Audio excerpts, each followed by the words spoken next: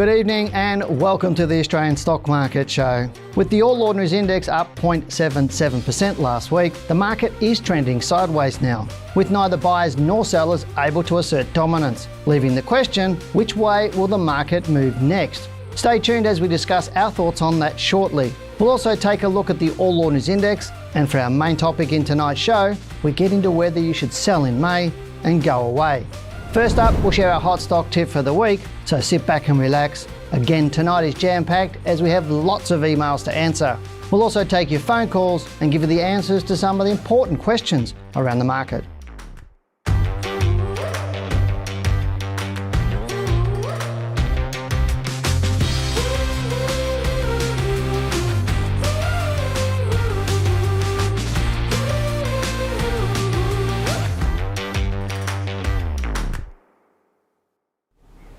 Tonight we're excited to share with you our thoughts on Lynas Rare Earths, ResMed, BHP, S32, the All Ordinaries Index and more, so strap yourselves in for a big show as we'll get into those soon. I'm Gillham and I'm your host for tonight, and joining me are two of our team of highly experienced analysts and professional traders, Janine Cox and Philip Tortevsky. Good evening team, how are you? Good evening. Fantastic, thanks for asking. You look pretty in red. Oh, thank you so much. A flower, is it? Yeah. Rose between two thorns? That's about right too, I think, anyway. I'm not sure if mine a black rose or a white rose. Yeah. Anyway. All right, well, tonight, as mentioned, we get into our take on the All Ordinaries Index. But first, let's take a look at this week's hot stock tip. Phil, what have you got for us tonight? All right, so tonight, the hot stock tip for tonight is Lynas Rare Earths, stock ticker code LYC. So let's get straight into it. On your screen right now is the marketindex.com, and you'll see Lynas Rare Earths Limited, formerly Lynas Corporation Limited, is an integrated source of rare earths from mine to customer, which basically means it's a rare earths miner. Just to simplify that whole sentence for you there. It has a portfolio of aligned assets. It explores, develops, mines and also processes rare earths. Now some statistics on this one. It's got a 2024 year-to-date return of minus 7.47, a one-year return of minus 10.11. The sector is also doing minus 10.37, so just beating that a little. And the ASX 200 is minus 17.21 on a one-year basis, so beating that, albeit they're both down. It has a market cap of over 6 billion and ranked within the top 100. So let's get onto the juicy stuff, which I'm sure everyone wants to see. It's the chart. And I'll bring up the monthly chart first here for you.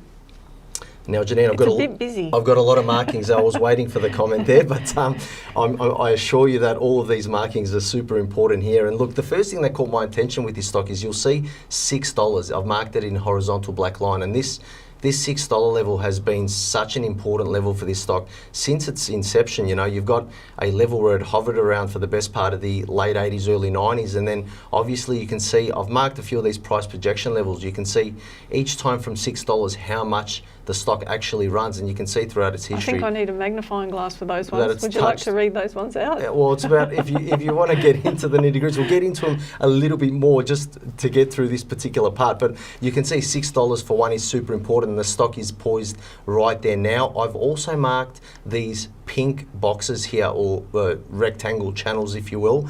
And what I found quite interesting is that you'll see price action. I'm always looking to see where price action is kind of repeating, and we've seen a very clear example of that, particularly around this 03 to 05 period, where this pattern almost formed over the best part of 2 years, pretty much exactly. And we're seeing that very much with price action now. You're seeing the stock fall in a real uniform type manner, again, over a 2 year period, and clearly you can see what happened following that. We saw a really strong breakout. So the question really there is now, are we looking at a repeat of this potential price formation, which bodes, you know, really, really surprisingly for this stock moving forward.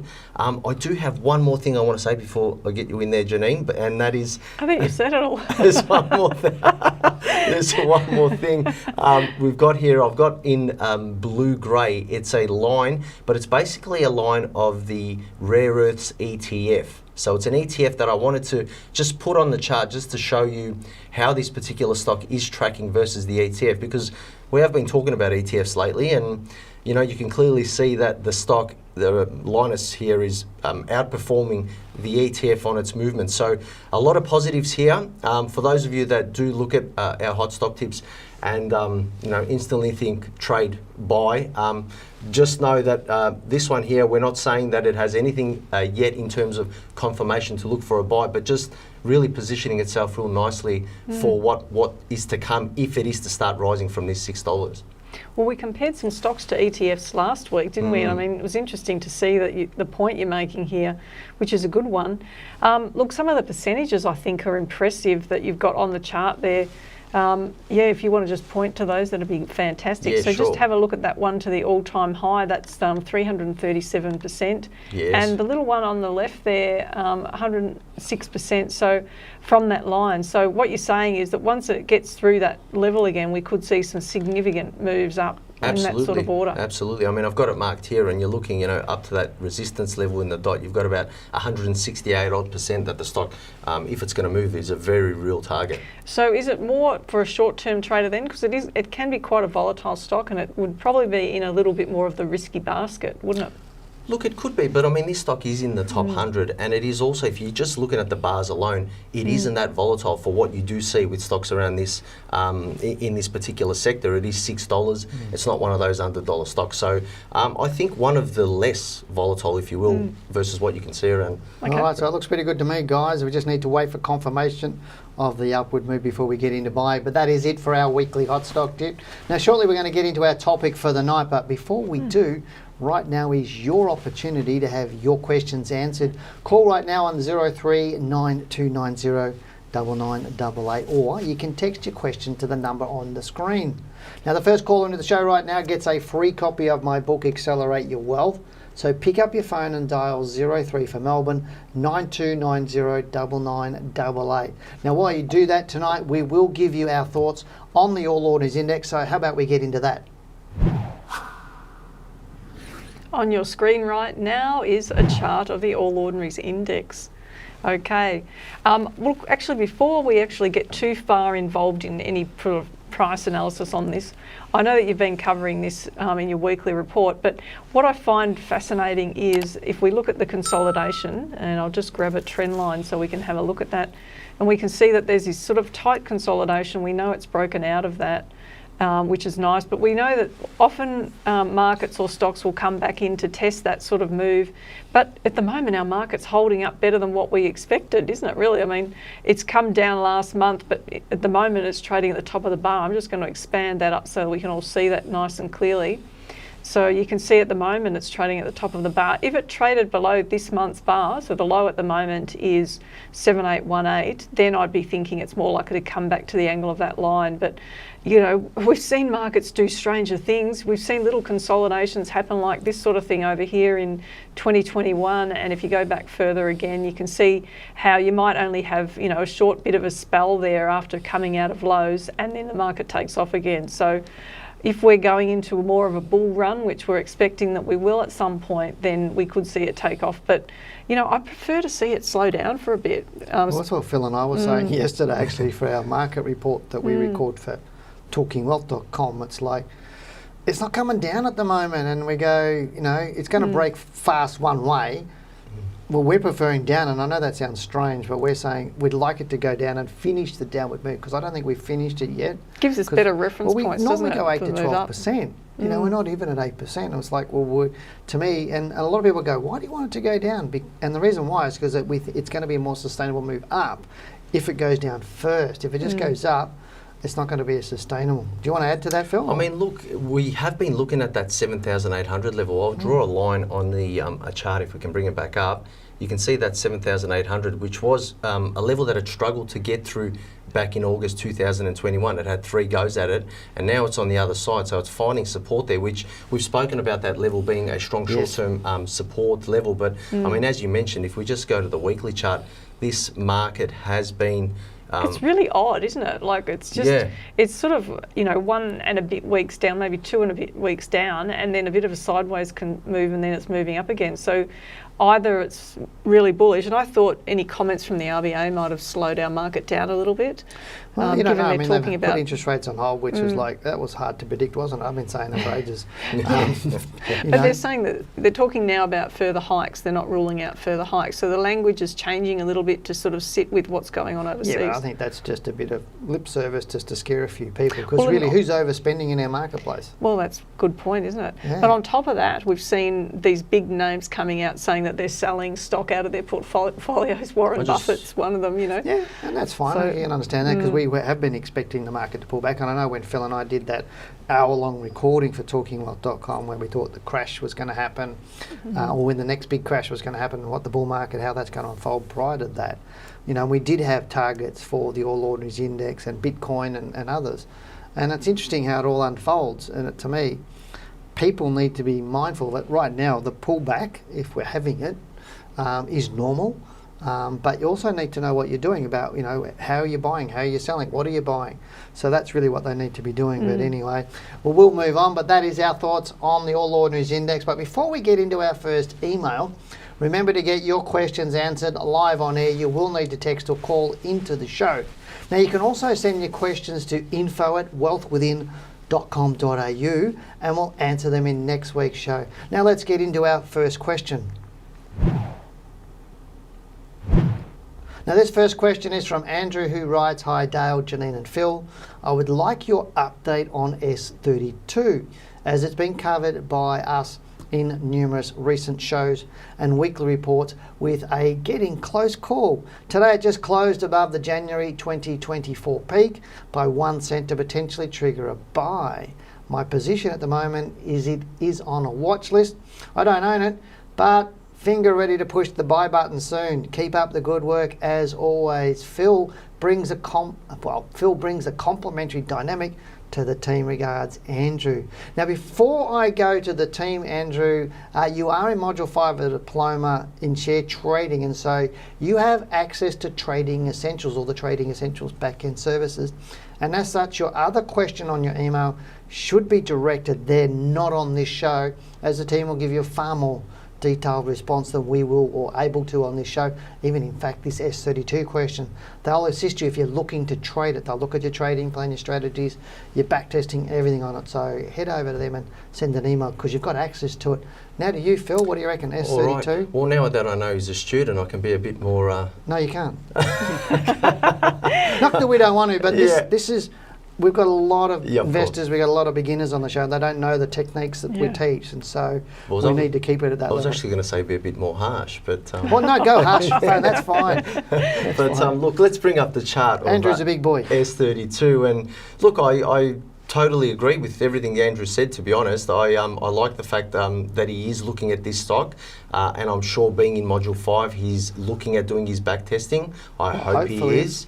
And he's worked out a nice solid plan on this stock. But the fact that it has taken out the previous month's high and also taken out the high of January 2024, it's a very interesting scenario this stock is in now, because, you know, it's basically trading at new prices since the start of this financial year. So very, very interesting the way the stock is. It's had a really strong run out through April, continued on, and that's contrary to the market. You know, the market fell during April. So this showed serious strength whilst the market was falling. May's gone on with it so far. So I think you're on a good one there, Andrew. The only thing I'll say is, again, always please do your back testing. Make sure you've cross your eyes. Tick all the boxes. Dotted your I's and crossed your T's, and you've got everything in place on the buy side if you are looking to buy it, but also when you're thinking of selling. So that's all I'll add to that. Yeah, look, I think it's great that he's picking nice big stocks. That's the first thing. And he's looking for all of those triggers, and he's not trying to get in at the earliest possible time. He's thinking that probably this is more medium term. So I think he's just got to trust his gut and his analysis. That's really you've got to trust analysis, and that's the thing. And that's sort of also why I suggested him to go to Trading Essentials. But I mean, Phil and I talked about this stock yesterday on our market report on TalkingWealth.com, because it's involved in rare earths too, which is a growth area that we're looking forward, or looking into the future with EV growth, etc. So I like it. I really do like it. Any last words from you guys? No, that's it. Andrew, you got the 2 thumbs up from the team. Anyway, we do have a caller on the line. Welcome to the Australian Stock Market Show. Who have I got on the line? It's Chris calling. Welcome to the Stock Market Show, Chris, and thank you for calling. And what's your question for us? Oh, thanks for having me, Dale. The question is, I was just calling about Vulcan Energy Resources, VUL, and wondered if you guys, if you had looked at that and seeing if potentially you think it can get to the highs that it reached a couple of years ago. I know it had some big investors in Gina Reinhardt and that, and wanted to see if you thought that it would get up to the highs that it experienced a while ago. It's been trading sideways ever since, but just wanted to ask you guys about that. Fantastic. Did you own the stock right now, or are you looking to buy? Oh, I owned it previously and sold it a while back, but I've recently bought back in with seeing the line sort of trend sort of upwards, but not really, nothing too significant yet. But I'm definitely going to be holding, but I wanted to see what you guys thought. Okay, you're going holding short, medium, or long term, just to help the guys. I'm going to say probably medium to long, depending on what it does. Like, I'd love to be able to take some more profit out of it, but medium to long, if it's as good as they say it is, No, that's perfect, Chris. It just gives them context when they're answering your question, so they can have their answers more pointed to what you're looking for. But thank you for the call. Janine, Vulcan Energy. Look, this is an interesting one, isn't it? And I like the accent, Chris, so, keep that up. Make sure you call into the show Come again. on, let's stick to the stocks here. All right, then. Looking at the chart, I just I'm very interested in the retracement that we've seen on this one. So just looking at it from the high there, and if you bought in and bought back, it's great that you just didn't, maybe you made a win, maybe you didn't, I don't know, you didn't say. But look, the fact that it's fallen to where it has, that's a really key level for this stock, and it's shown that it's found support, is bouncing around this low here if we look closer to where it has come here. And look, it's making a higher high, it's now trying to push through there. But looking at the high here, it's 271, and the high of this big bar that tried to push up there looks like, have I got the right level? No, that's 366. And that one is 364. So it's actually gone through that high. So given that it's just been sort of messing around here sideways, if it went back through that high, I think that it'd be on its way. And I do like the look of it, but it's probably in the bit risky sort of zone. So medium term? I don't think it's I think it's sort of probably short to medium term is probably more the thing. So but what, up to 18 months or? I would say more shorter than that, but it depends on probably 6 months depending on how it unfolds. At least 6 months. What are you thinking, Phil? Look, I don't mind the whole long-term approach with this stock, but I agree in that because it is where the stock is right now in terms of price, you're buying it after a real significant fall. So the only thing I would say, whether you've got a short, medium-term or long-term bias, you need to follow this stock closely. You need to follow price action. And, at the first instance that it does start turning the other way, then it's probably going to give you an indication that the downtrend isn't finished. So if it moves up for a bit for Chris, you're saying then maybe take a point where you're going to take some profit, but not all of it, or? I'm more thinking following the price action in terms of looking at it from a technical perspective, watching the highs and lows, seeing if you're seeing that constant higher base and stocks breaking over. So stay with it while it's doing that. Stay with it while it's looking good. But if it's giving you signs that it wants to do the opposite, then maybe really have your rules in place to get out. So have a tight stop loss? Basically, is what I'm saying. Yeah, and the challenge with this too is it's not like you can just sort of look at where it found support before, which is under that low there, and you can't set it, it's a 30% risk. So, you're not going to set it there, but I probably would look closer to that low. So it's just gone sideways, 1, 2, 3, even though it's not a trough yet, we may get one soon. Like Phil said, if it makes a higher one, it'd probably go under that, but how much do you want to risk is the question. Okay, well, thanks for your call, Chris, and hopefully the guys have answered your question there. Now we have an email from Rick who asked, hi Dale, Janine and Phil. I own 8,400 shares in ASM. Now I've received an entitlement offer. I'm finding it hard to understand. For every 40 shares you get an opportunity to apply to receive one fully paid share at an issue price of $1.16 for each entitlement offer, which is about double the current price. I must be looking at it wrong, as no one will pay twice the price. Can you look at this and tell me what it means, please? Thanks, Rick. Now, I'm going to throw to Phil in a second, Rick, but I actually read the document, and I'm with you, mate. It's pretty much double Dutch. I struggled reading it and fully understanding it, but Phil and I had a bit of a chat with it. We reckon we got a pretty good answer for you. What do you reckon, Phil? Look, I'll second that. I read a little bit as well. I didn't get too detailed in the document, but Because we're used to reading these documents. Yeah, and normally with these types of offers, rights offers, the price that you're getting the offer at is normally below the current share price. But in this instance, the current share price is down at, what have we got here on the close? 90. If I can just get my eye over that, it's $1, pretty much $1.01, and the rights offer is at $1.16. So it That's a fair whacking percentage. Isn't it? yeah, it's like, I mean, you could buy the stock tomorrow. Why would you take up that offer? Yeah, But there's an option section. Yeah, well, I know what they've got. If you look, Rick, at the actual documents, it said you're going to get one share for every 40.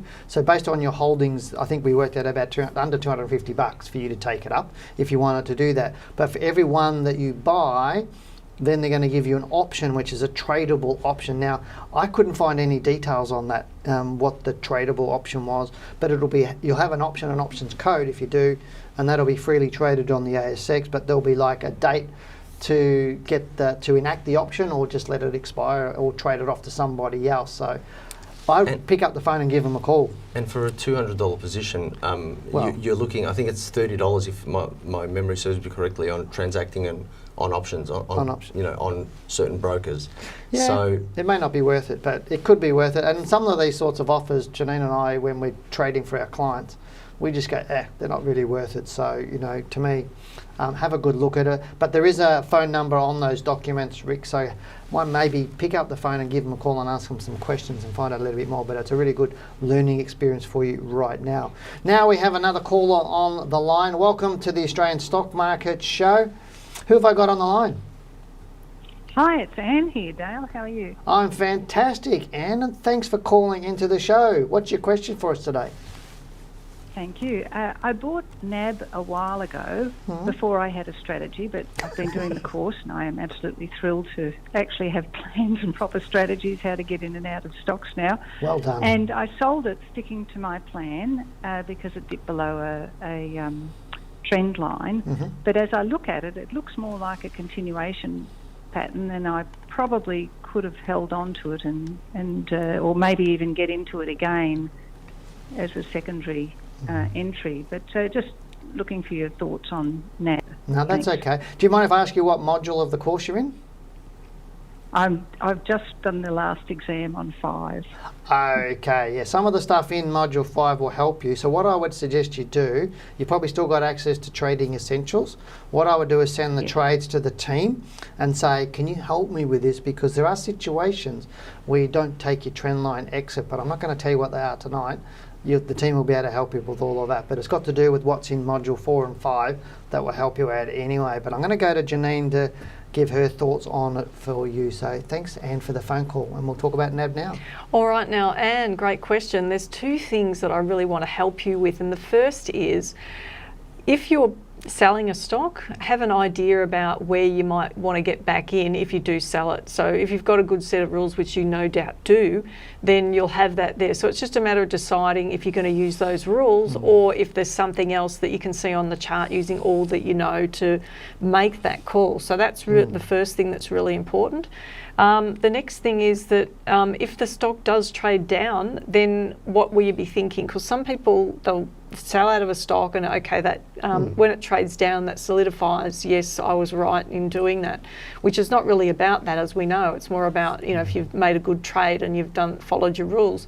But if it does trade down, it may be that there could be something else that she's got to be looking for on the chart. So it's about updating that analysis as well. Yeah, if she's done back testing on that stock and got a good solid strategy, then I don't have a problem with it. I mean, often I might have that, but then other times I don't have a fully back-tested strategy and I go, I get out and I move on to another And the stock. point is that there's nothing wrong with taking a profit. No. She's obviously made one, so that's fantastic. So congratulations on doing that. And if it did trade through that high, it's just about looking at what's the upside potential then. Yeah, because I know there's times when you've had a stock, it's crossed below a trend line and you've said to me, no, we're not selling that.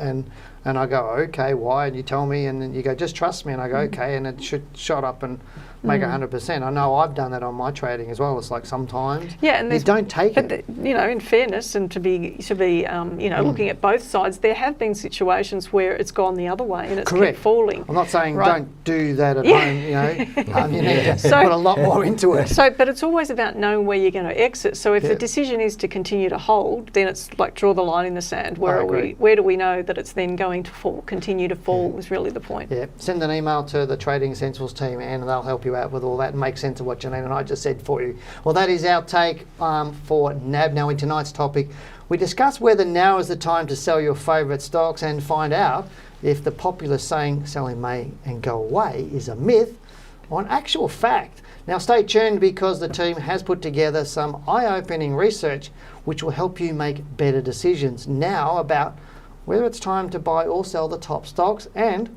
if that's not enough, each of us will share 3 of our favourite trading tips to help you make better trading decisions.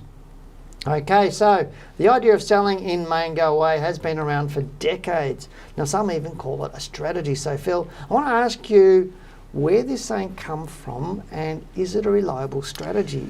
Yeah, well, fun fact, it started off in the UK on the London Stock Exchange, and it basically was around the fact that May's are the summer months, and the market would quieten down during those summer months. Corporate earnings would also drop around that period. So that's where it all kind of stemmed from. Now, whether it is a reliable strategy, we're going to get into a lot of stuff that says that, but for me personally, just trading off any type of seasonality or a statistic or a myth, well, let's not call it a myth, a saying in the market is not a reliable strategy. Well, sayings aren't, are they? And there are so many in the market, buy low, sell high, all this kind of stuff, but what does that actually mean?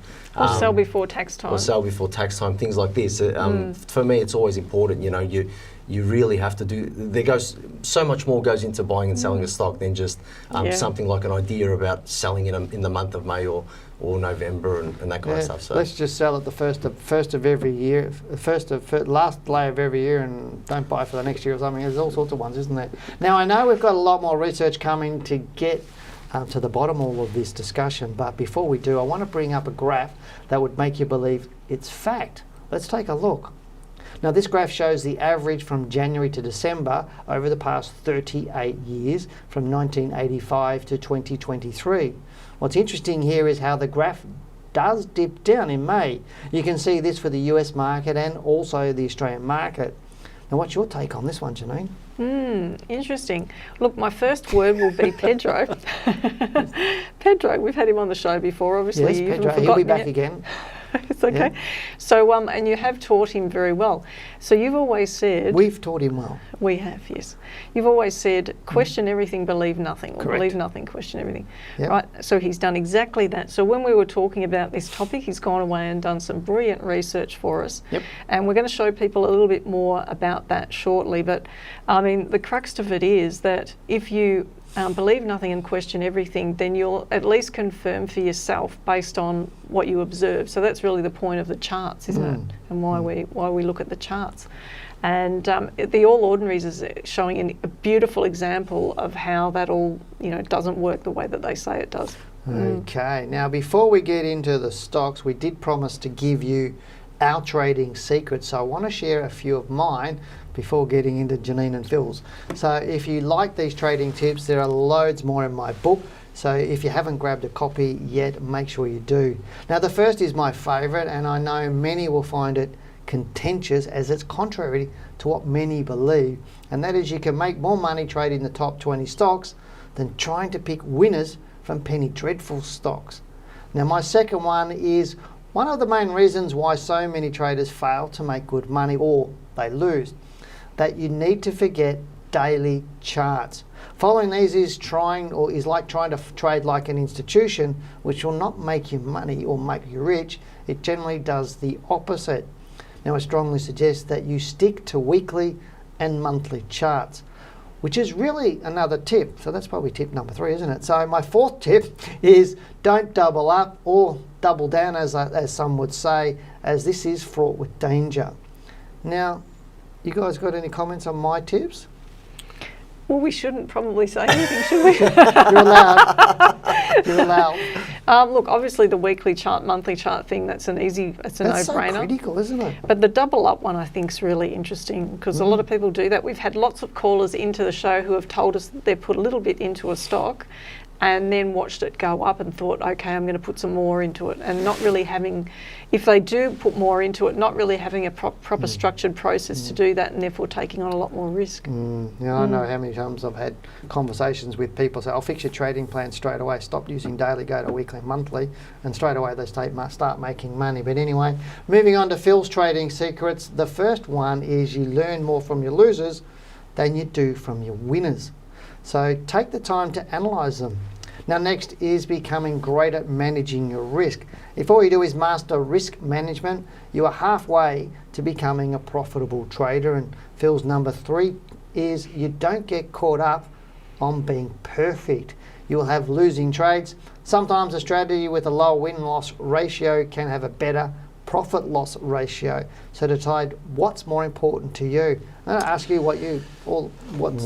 What's my favourite? What's your favourite? I think the capital stuff, it's so important and always often overlooked. You know, when everyone gets into trading, the first thing they think about is, I want to look at a strategy, I want to find a strategy. Yep. And that's correct. You should be doing that, and you should learn how to analyse charts and all that kind of stuff. But you know, there will be times even when you have your strategy where you do experience drawdown, or you might need to adjust your strategy. And during these periods, if you're not super disciplined in your risk and money management, I mean, just being a good money manager is what's kind of kept me in the markets for so long, to be honest. That in itself, I mean, you could be as good as a 50-50 trader and have really good risk and money management and be profitable. So super important. I've said that many times to people, saying, you know, you can pick the stocks and I make sure I'll make money out of them because I'm better at money management than you, and it always works. But anyway, okay, now it's time to put Janine under the spotlight and give her trading secrets. Now the first one is backtesting to discover the best set of rules to trade a stock and understand the probability of making money. Now this is so important. The next is to be prepared to tweak your strategy. And the last one that Janine has is you must have a good decision-making process. I'll let you take it away. So obviously the back testing one is my favourite one. I know that. And you know, a lot of people, they look at back testing and they think it's work, but they don't realise until they really get into it that it actually helps them get to know those rules so well, like the back of their hand, and really be proficient at it. And then come up with a strategy that gives them more confidence to be able to trade it and know what the stock's more likely to do. But the last one, making good decisions and having a process for that. So it's not just, okay, I'm going to buy the stock based on a set of rules. It's also about making sure that you actually, if the stock does something different than you expected, that you've actually thought about that in advance, like thought, okay, what's my decision-making process? Having the pros and cons laid out so that you know, okay, pros and cons of taking the trade are. And that helps you get over sort of that paralysis analysis scenario.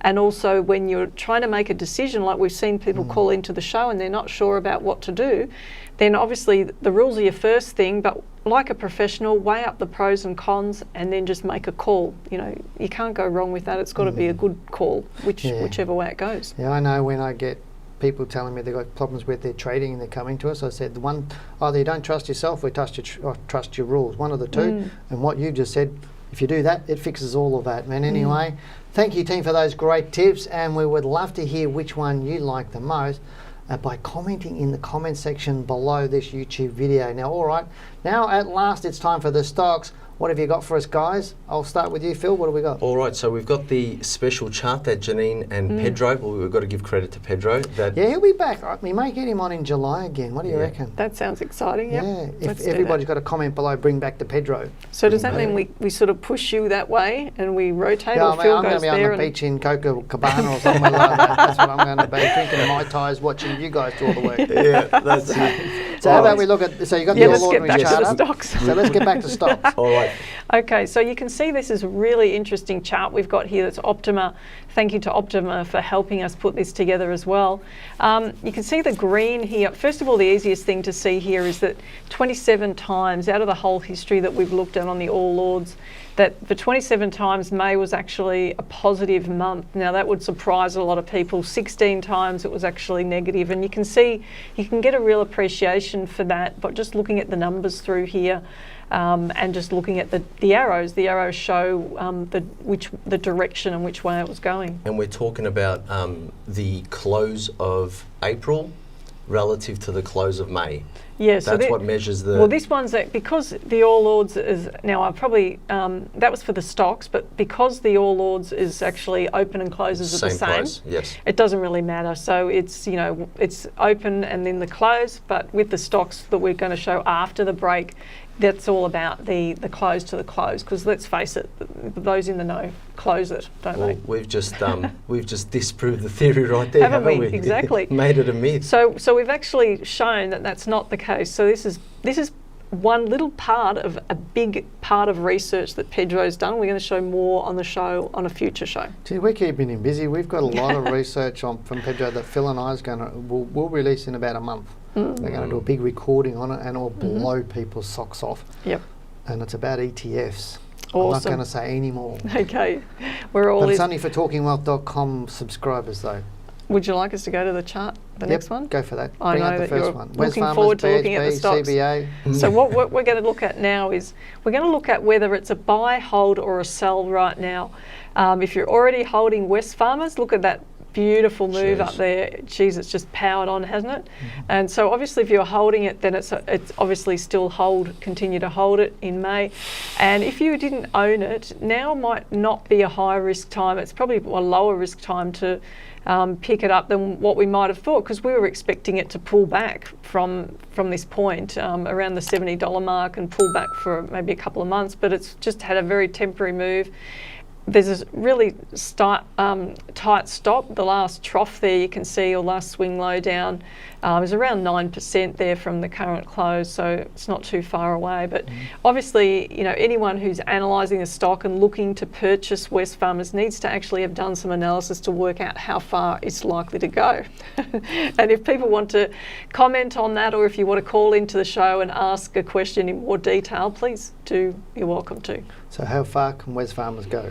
Well, look, that's the big question, isn't it? $100? Can it do $100? Probably, at some point. And I mean, the important part of that also is relative to what time frame. You know, if you're looking at this from a short-term perspective, if we go back to the chart, you'll see, if I just zoom the whole chart out here, you'll see that this particular move that's happened since November 2023 has been one of the most volatile moves in the history of the stock. And you've seen in periods in the past where it's had these volatile moves, as Janine said, it does like to pull back. So if I'm looking at this one, I've probably got more of a short-term mindset on it in terms of future outlook and trading the stock versus something of a long-term mindset, just because of the way it's run. I mean, you've seen so 3 or 4 months is likely, is it? Is that your version of short term? I'm trying to pin you down. You said short term. Short term. Weeks. Generally we say under 3 months. But I would even go potentially even shorter than that. Again, it comes down to what rules you've got in place and how you're actually going to trade the stock. But I mean, there's definitely real momentum right now. You've just seen this one have this languishing type upward movement, which, you know, is not uncommon. But then you get this real rampant expansion from this period, which has changed the character. So look, it's one to watch for sure. Definitely. Okay, so we're going to move on to BHP because Wesfarmers looks awesome. Glad you asked. Now it's like chalk and cheese looking at Wesfarmers and BHP, isn't it? I mean, you'd think that which BHP one makes you more excited, BHP or Wesfarmers right now? Well, because BHP's pulling back, it's sort of like itchy feet scenario. I know you're getting this glint in your eyes, and it's like, just wait it's like a minute. you go to the pub and you get this big steak and you just about to chop into it. Not quite. I don't have Not that. if you're a vegetarian. I don't have that vision. Phil and I get them every now and again. Right. All right. I won't hold that against you. All right, now look at these two highs here. You can see there. So it actually went through that high, which, you know, we thought it was off and running when it went through the high, and we're rubbing our hands together only to get a bit of a slap in the face when it pulled back. But at the moment, it still hasn't proven that it's not going to keep falling. So if it takes out this outside bar, the low, and I'll just expand it up so you can get a really close look at this one. And this outside bar, this blue one, if it goes below that, then I'd expect we'll be down for a few more months into the second half. But, second half, if it does that, will be, I think, a really good time to have a good look at it. Well, yeah, you're right. It's super interesting right now because, it had this real nice congestion period coming out from October 2023, and generally we see stocks break out strongly. But if you look at all these up moves leading up to that point, they were getting smaller and smaller, and this was probably the shortest move in recent history. Obviously, the stock's fallen away. We have been speaking. I know I've done a few reports around that about that $42 mark for BHP. So it's interesting that it hit it there in March 2024 and immediately bounced up. But obviously, April's come back down with the market now May slightly climbing up. So are we buying, selling, or holding? I was just about to get to the punchline on that one. Oh, she's being tough. Because that's the whole point. Are we buying, selling? For now, I wouldn't be buying this just as yet because I want to see a bit more confirmation. On your watch list? 100%. 100%. Okay. See, the interesting thing, just one more quick one before we disappear on this and bring it up another stock. We'll just put that line up there and you can see how it's actually come up and hit that line. Normally that's a bit more of a bearish sign, especially if it closes low on the bar after doing that. So that's one I'm a little bit cautious on at the moment. So now we can go to CBA. You know what's next. Have you had a sneak peek? That's on my list here. I've got my cheat sheet over here. Got your cheat sheet. Yeah. All right, now CBA has actually held up really well, like we saw with NAB. It's incredible the way this stock's holding up. We thought it would come back, test the sideways move that we've seen, because part of the strongest level we've got through here is around about there, which, CBA, every time it tries to go below $100, it gets pulled back up again. So around that $100 mark. We didn't think it would come quite back that far, but it has. Are we buying? Not right now. If you're not in it, you would just sit there waiting. It's looking nice. It's closing high. Are we selling? Well, if you haven't sold already, then I would just say sit tight at the moment. If it takes out that high there in March, then I would just stay with it while it keeps going up. Stay with it, not buy it. Okay. Oh, look, I would be quite interested in buying CBA. It's above that peak. Above that peak, yes. Okay, look, we've got the best we can get out of Janine. He's a maybe.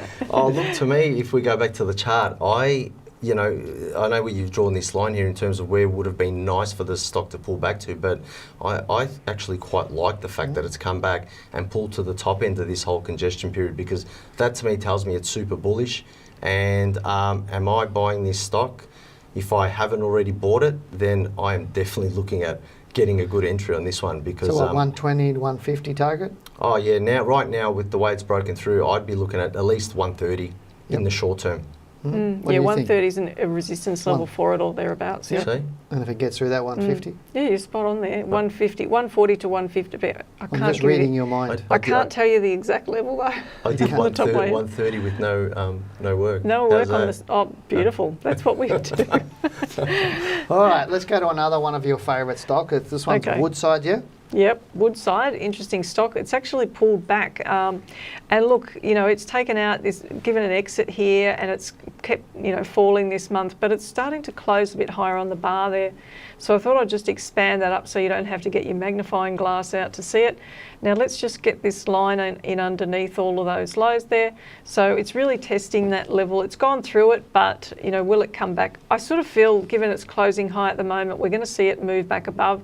There's also a nice support and resistance level which may block the rise as it tries to come up, but I'd just be watching that level. But it has to do a lot from this point on, because it's in that sort of more medium-term downtrend now.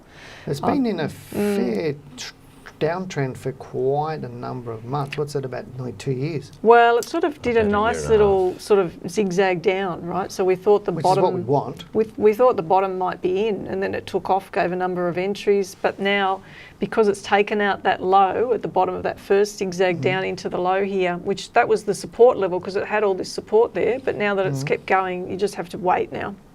Okay, Phil, I know you've got some words of wisdom. You're saying no? So I'm saying, no, if you're still holding it, I'd say why. If you are looking to buy, I would say not yet. And that's probably it from me. But there's a reason you put it on the list. I've put it on the list because it's a nice big stock and it gives good opportunities for trading it. You know, that's one of the reasons. And eventually, you know, if Woodside manages to get through that $40, it'll be a nice medium to long-term trade. But more at the moment, it's now more a short to medium-term proposition. Right, so I'm going to go to Phil for Aristocrat Leisure now. All right, so Woodside, not just yet, but keep it on your watch list. that's what we're thinking. And Aristocrat Leisure, am I buying this in May? Well, it's an interesting question. The answer is not yet.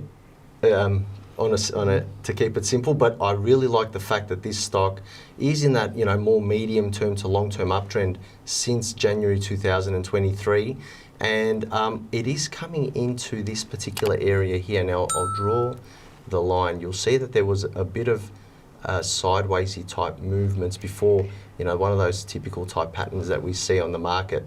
If I can just get this. We're actually going to reveal something interesting about Aristocrat Leisure and a few other stocks after the break. Oh, okay. So we've got some more in-depth analysis, like similar to the All Ords, to show on the stocks. For our TalkingWealth.com members. Yes. Ooh, that's the bonus content. I like that. You've got me intrigued now. So yes, but getting back to the chart here of Aristocrat, it's had that couple-month fall in March and April. Now it's slowly starting to reverse on, and I like the fact that it's coming to reverse back in between those two lines that I've got marked there. So if it's going to hold around these levels and start reversing back up, then I would be looking at this one, albeit for the short to medium term opportunity. I mean, we've looked at this a couple of times in the last month, and I've liked it every time we've looked at it. But right now, at the moment, it's just a little bit bearish. So this is a bit of more of a wait and see at the moment. Yeah, and it's still holding previous lows, so it's not given us any real reason to be super bearish on this stock. I mean, even the pullbacks, albeit they were a bit deep, they are still holding within what we like to deem a normal uptrend. So when we're not buying, but if we were in it, we'd be holding at the moment. You're saying, yes. If we haven't already sold it. So let's have a quick summary. So we've got BHP. Yep. Not yet. Not yet. Keep that on your watch list. Definitely. CBA. I like it. Not yet. I love it. Yeah. Okay. Yeah. What else have we got there? I'm trying to remember them all. You've got, what was the first one? CBA, then we've got Wesfarmers. Woodside, definitely not yet. It's not in quite a yet, but downtrend. keep that on your watch list. Aristocrat, And which is pulled Aristocrat. back. Actually, I can reveal a little bit. Aristocrat is actually one of the, when you look at May tends to be quite positive for ALL. So watch that, and so maybe bring your analysis back down onto the weekly chart and see if you can get an entry there on that one anyway. Well, that is it for our topic tonight. Now stick around to see our view on Macquarie Group, ANZ and other interesting stocks. Now stay with us as we still got plenty of emails and stocks to go through. For those watching on YouTube and Facebook, remember to comment below this video. You can watch all of tonight's show plus the additional exclusive content, including more stocks from tonight's show on talkingwealth.com. So head over and grab your free 7-day trial on talkingwealth.com. You can also watch our weekly Australian stock market report where Phil and I share our views on the stock market. Now every week we share multiple stock tips that will pay for your yearly subscription to Talking Wealth. If that's not enough, you'll also get hundreds of amazing interviews with global industry experts in the stock market, finance, gold, money management, mindset and well-being, fintech and artificial intelligence, business and loads more. This is all on talkingwealth.com. Now moving on, if you want to talk about a stock or ask a question, pick up your phone right now and give us a call on 03 9290 9988. That's 03 9290 9988. Or you can text the number on your screen. Now whilst we wait for your call, let's get into the next email. Now this question is from Paul, who asks, hey guys, hope you're doing well. Keen for your views on VUL. I bought 3 weeks or so ago. My reasoning, it's broken the long-term downtrend and appears to have bottomed out. It's confirmed a new uptrend and is showing higher highs and higher lows. Volume has increased and I have an initial price target of $5 and a stop loss at $2.89. Would love your opinion. Thanks, Paul. Janine? Quite happy with the stop loss, Paul. Well done there. We've already talked about this one, so it's pretty easy for me. I like his analysis. I think he's probably spot on there. And great. Yep, happy. When did we talk about it? The Where were you? American gentleman, I think it was American or Canadian gentleman with the accent. Oh, was it the same stock? Yes, Yes. same stock. See, I must have been in another room at the time. But yeah, I mean, look for me, the stop loss, I will say, to me the stop loss is a little tight. Is it? Yeah, it is a little tight, given the nature of the volatility with this one. Generally we have a rule about 15% is a stop loss, but it's super important that that's put into context with the stock that you're trading. Yes. And with this particular stock here, you can see 1 month moves, of 30 odd percent, 20 to 30%. So having a stop loss, really from a technical point of view on that weekly chart, not anywhere where you saw the start of any new run, to me is a little tight. But that being said, the target of $5, if it can break through these highs in March of, what are they, 360, if you can break through these highs where my mouse cursor is hovering over, then definitely $5 is a definite target the way this one's consolidating. So entry strategy was good? So it was bought 3 weeks ago. Yep. Again, bought... After it started off a pulling trend line, back. I think. It was bought as the trend line broke. It's gone up. It's had a pullback. Confirmation of that pullback as it's gone back up. Quite fine. Fine. Just his stop loss you're concerned about other than that? Yeah, look, I thought his stop loss or where he bought is good. I probably, given it had pulled back from the high, I probably would have waited until it went back through that point to pick it up.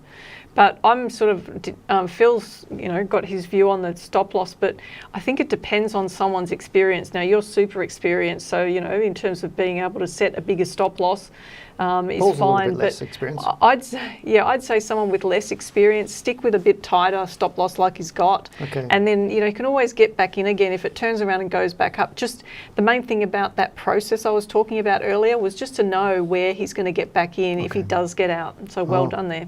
Thanks, Janine and Phil. Now we have a text from Aaron who is asking, been watching FMG, PLS and NCK. What would be the better stock to buy for a long-term investment? Geez, which coin do you want to flip? Well, we could... I'm not sure. Which one should we bring up? FMG, I guess. Let's bring That's up an FMG. easy one. We're not going to cover all three stocks, and then to do all three and then do a comparison, that's not what we're here for, mate.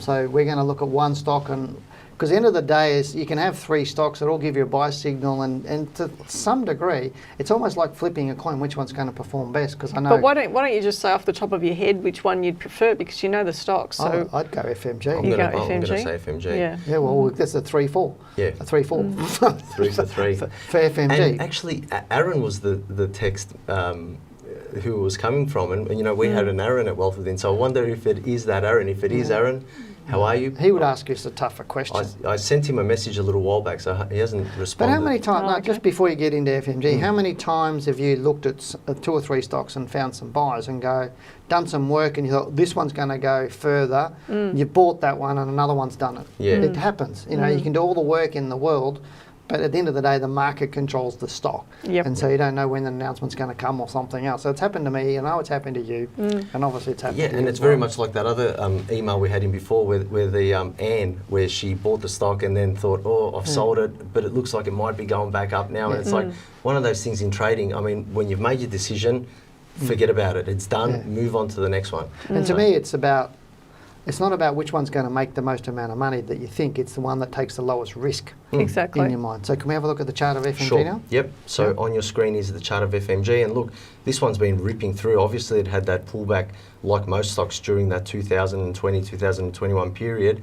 Since then, it's formed those real nice series of high highs, higher lows, broken out really strongly in October 2023, expanded all the way up. So given it is at new all-time highs, albeit coming off them now, which is what you do see with stocks when they do break to new all-time highs, they do have these healthy pullbacks. This to me looks like it's had a really healthy pullback. Now again in April, closing near the high, May breaking on through, up again. Just looks like a resumption of what's been happening over the last couple of years with this one. So I quite like it. Okay, so there you have it. Thank you for your text. Now we've got a caller on the line. Welcome to the Australian Stock Market Show. Who have I got on the line? Dale, this is Michelle here. How are you? I'm very good, Michelle, and welcome back to the show. Thank you for your time tonight and asking us another question. What have you got for us? Okay, thanks. Look, disappointing again with Telstra. I'm wondering whether perhaps if that's one of the ones I should be getting rid of, because it's not really sort of making any profit for me. It's close to my rules of selling, etc. I think you've answered my question before. I hold Woodside, and I'm losing about $4 or $5 per share in Woodside, and I was originally going to get rid of Telstra and buying some more Woodside, but I think I'll reconsider that after what you guys said. Up to you. Thanks, Dale. No, our pleasure, Michelle, and thanks for calling in. Now, Michelle's got Woodside and Telstra. Now, she was thinking of getting out of Telstra, putting Woodside now because of what we just said. That's not an option because Woodside hasn't stopped falling. There's no rules yet. There's no rules for that. So should she be continuing to hold Telstra, or should she be looking to get out of it? Do you want to bring up the stock? Yeah, we've got Telstra on the chart, and Jesus. Depends on her risk level, I guess, and how much she's willing to risk. I mean, Telstra is not giving any confirmation that it's stopped falling yet. From what we know of Michelle, she's lower risk, and that's fine. I don't have an issue with all of that. But I mean, obviously, I was one of those people that thought Telstra was long-term bullish, and yet it's been disappointing. Very disappointing. It is just not pushing through. So what do we do? Do we hold it or get rid of it? Well, let's bring up the monthly chart because that is the lowest risk in terms of analysis you could do on a stock, looking at the whole picture. And you can see that it is barely hanging on by a thread. You've got this month here in June 2022, which was kind of the start of that more recent up move that the stock had. Obviously, it's been very disappointing since June 2023, falling away. There was a period around here that you thought, okay, it was going to potentially reverse. It hasn't. But to me, if it can hold above the June 2022 low, which, it's right now we're in the midst of May, we're not finished, but if it can hold in terms of the close and start moving on up, I would call that the final straw for me. If it can't hold that level where I've got marked, then this is going to be going lower. Yeah, because it's already broken it. Yeah, that's the risk, isn't it? I think that's great advice from Michelle, and thank you, Michelle, for calling in again. We do enjoy you calling in and asking us those great questions. Next, we have an email from Gerard who says, "Hi, Janine, Phil and Dale. Hope you're all doing well." Yes, we are, mate. I would love to have your analysis on Block, please. I would like to know when would be the right time to buy. Please advise. Kind regards, Gerard. Well, I think the best time to buy is when it confirms it's a buy. Yeah. So that's. But he's not far off. I'm glad that he asked about this. It's not far off. It looks interesting. I'm glad he asked about this. I mean, well, you could have rules. It could have been a buy already, technically, because it's taken out this high here. Well, I'll just expand it on the weekly chart because there's not much history there. And, if we look at this one, then we grab a horizontal line across here. You can see there's some serious resistance through here, but it did break it. So technically it was actually a buy. Some people may have picked it up then. And if we have a look at how far it's, that's another entry level there. But if we have a look at how far it's fallen since there, you can see it's fallen around 20%. But if someone bought it, they may still be in it. So if it gets back above that line, that black line that I've drawn in there, which is just equal to or around that high, the prior high in December, I'd suggest that it's probably going to be on its way again. But if it goes any lower, below last week's low, I'd be a little bit concerned about it continuing down temporarily. Oh, I love this price action because it really gives you a dead giveaway on what is likely to occur in the future. I mean, let's get back to the chart and you'll see what I'm talking about. The stock had this really big period where it consolidated, and we know when it does go sideways, it's going to break one way or the other. But the fact that this one broke down and then reversed pretty much not long after that and started forming those higher highs and higher lows, that to me looks like that's just been a flush out of the lows, and the lows kind of in here. And as Janine said, if it can hold these levels here and resume those higher highs and higher lows, then I think we're primed for a nice medium-term uptrend here. So it could be weeks or even a few months. Could be, yeah. I mean, it could even be at a this longer one. term, especially as we've seen. I'm talking about when the buy. Oh, yes, yes. A couple of weeks to or a few weeks or months. month. Yep. weeks or a month or something like that. So Gerard, just you need to have some good buy rules on it. That's what we always stress on here. If you don't have your own buy rules, then and you're using somebody else's, it's probably not a good strategy. But as I said, or as the team said, it's looking good at the moment. Buy signal could be a couple of weeks, could be a month or even more, but thank you for your email. Now remember to show your support for our channel and smash that like button right now. If you enjoy watching and want to see loads more of our content, click subscribe now. Now subscribing helps others find our channel so we can help them too. Now before we let you go, what was your favourite part of the show tonight? Was it our hot stock tip, our topic for the night, or was it a viewer question? Let us know by commenting below this video. Thanks to all those who are watching on YouTube and on Facebook. If you're watching on talkingwealth.com, stay tuned for more exciting stock picks, insights and strategies. We'll be right back with all that and more. Next week in our main topic, we get into the top 5 commodity stocks to buy as brokers forecast higher commodity prices. Make sure you join us next Tuesday night at 7 p.m. Australian Eastern Time. Now if you love the show, remember to hit that like button now and subscribe to our channel, as this shows your support for the team that puts in the effort each week into bringing it to you. If you are subscribed, then you'll always know when we go live and put up new content. As always, thank you for joining us. For now, goodbye, good luck and good trading.